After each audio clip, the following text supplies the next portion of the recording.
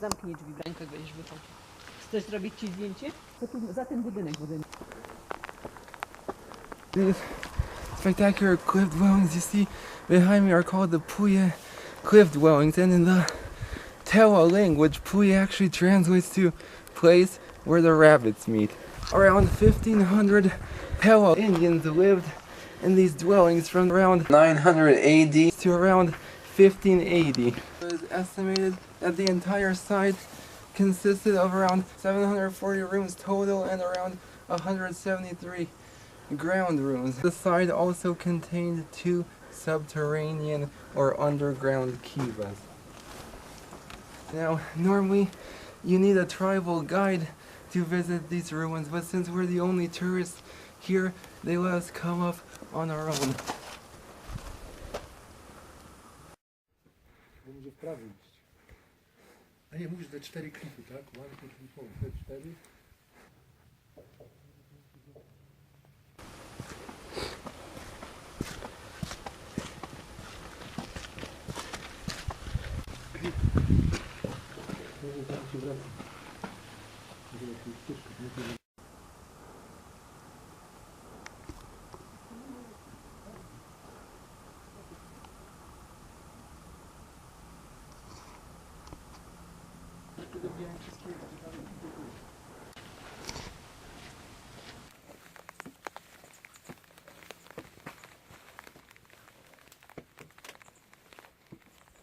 Today's Tewa Indians are actually direct descendants of the original Puebloan Indians who lived in these cliffs, and in fact the Tewa still regard this as a sacred site.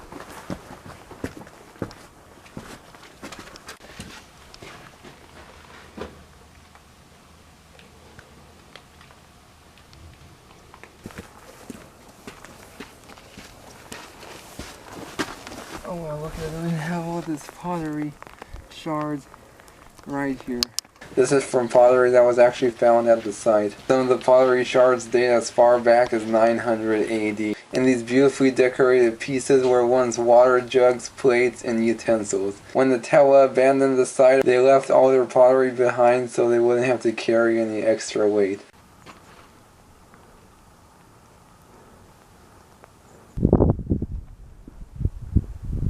Oh wow. What an incredible view.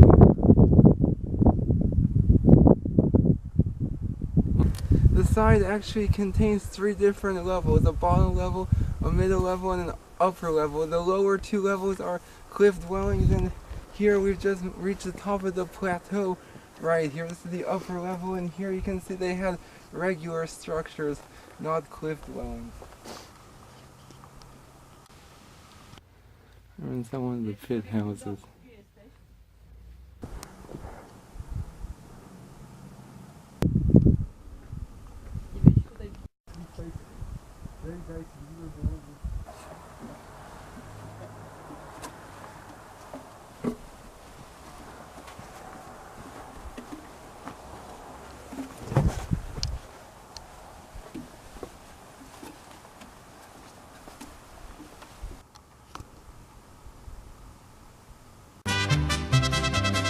Y arriba Nuevo México, sí señor.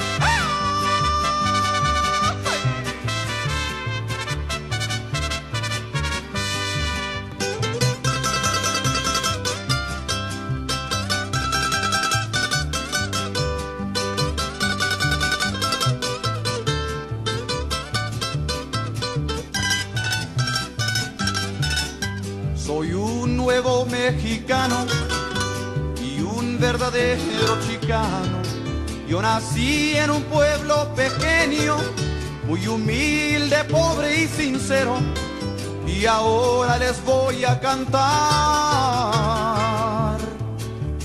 de mi pueblo natural. El pueblo en que yo nací lleva por nombre La Joya, donde vivían mis parientes, mis amigos, los griegos, romanos y los mayas. Y ahora les quiero cantar de mi estado popular. Arriba Nuevo México, arriba mi estado querido, arriba mi Albuquerque y arriba con toda su gente. Arriba Nuevo México, arriba nuestra capital, arriba con Santa Fe y arriba mi estado popular. Before hitting the trails of Bandelier, it's worth stopping at the park's visitor center, which displays artifacts from the ancestral Puebloans, as well as modern artifacts from the nearby Indian Pueblos, and dioramas depicting both ancient and modern Puebloan life.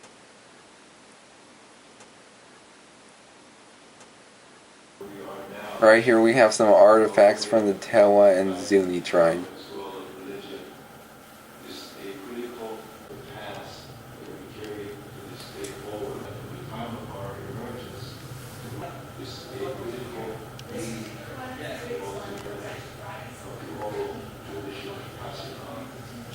Right here we have some artifacts from the Cochiti, whose name means people.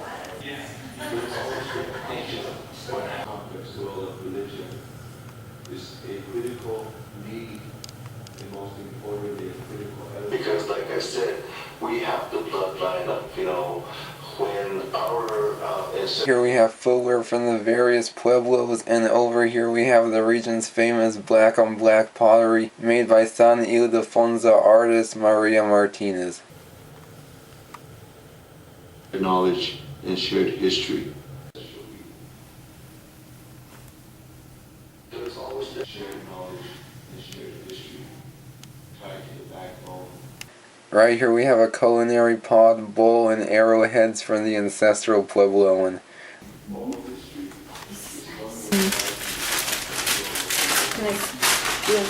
There's always that question of what happened to these people. Well, we are those people. We have the bloodline of, This impressive archaeological site is named after Swiss-American anthropologist Adolf Bandelier, who conducted research here in the early parts of the 20th century and said the site was the grandest thing he ever saw. The cliffs of Bandelier are composed of volcanic tuff, a soft material ideal for carving out small caves.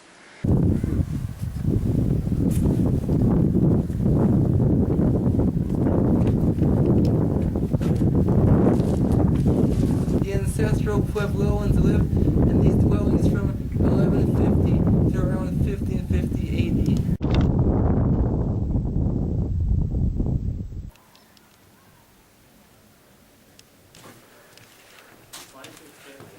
This structure right here is the cave Kiva.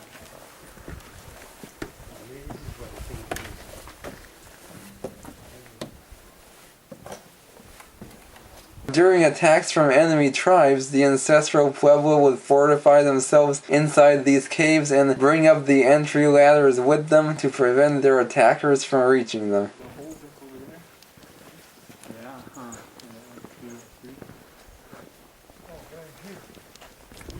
You can very faintly see a petroglyph of a man right there.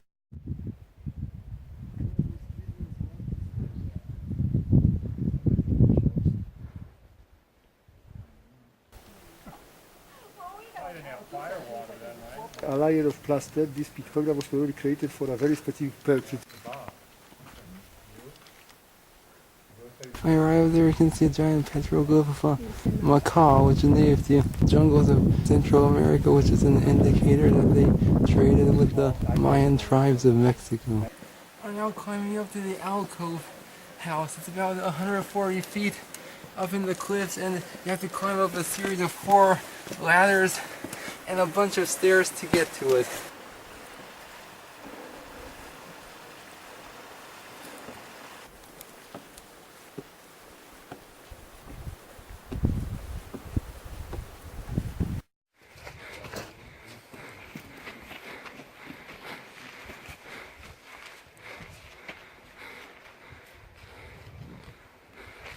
We made it up to the alcove house. I wouldn't adventure to get here, but it looks like all that's left of the site is this ceremonial kiva.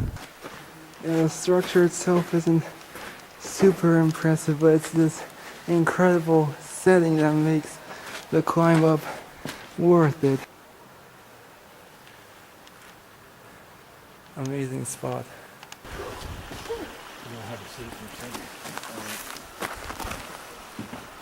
What if this is the last one?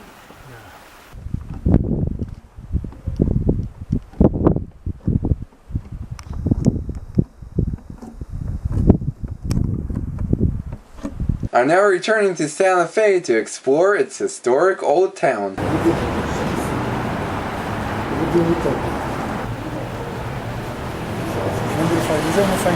Tak, coś z turkotem, tylko mało.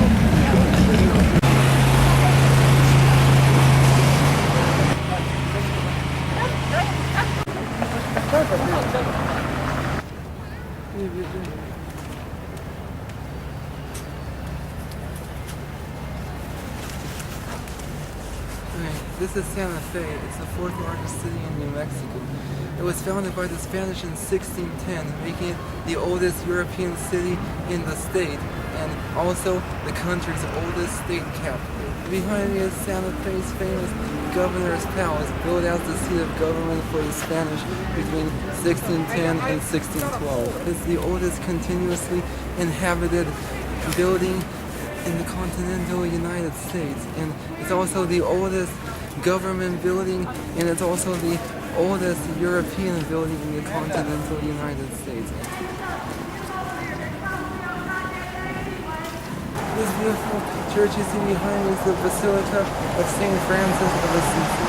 The church was built between 1869 and 1886 by a French archbishop named Jean-Baptiste Lamy, and he built it on the site of an earlier church from the 1700s.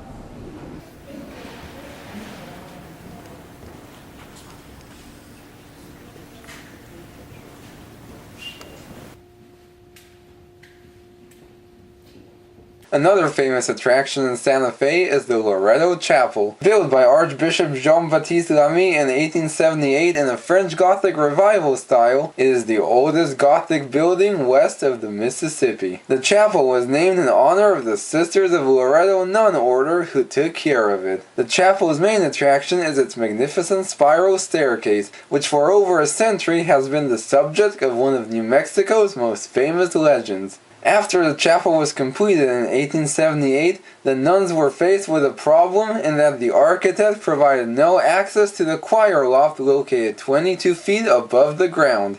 A legend says that to find a solution, the sisters made a novena to Saint Joseph, the patron saint of carpenters.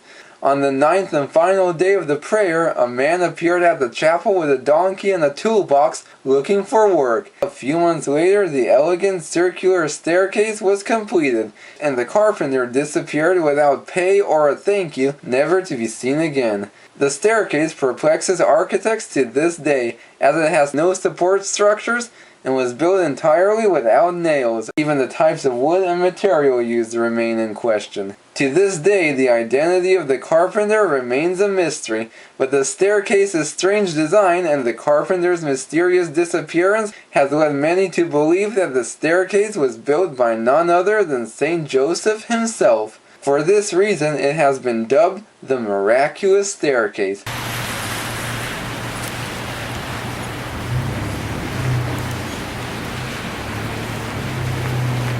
Behind me is the San Miguel Mission. This adobe church is actually the oldest church in the continental United States, and it was built between 1610 and 1625 1826 by Coxalan Indians from Mexico under the order of the Spanish. And the mission's gift shop is actually believed to be haunted by the ghost of a little boy.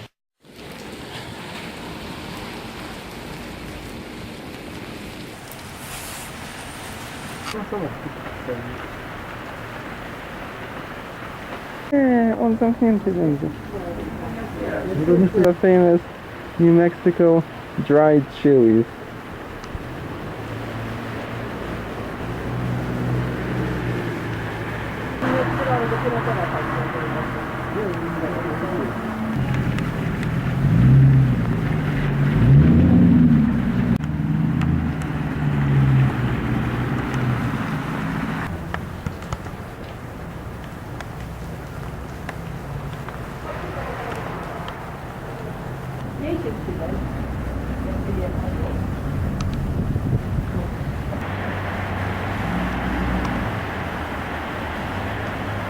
Check this out, right over there we can see some modern businesses that were built in the old adobe style to fit in with the city's historical buildings. This sort of concept is a planning concept known as cultural and historical preservation.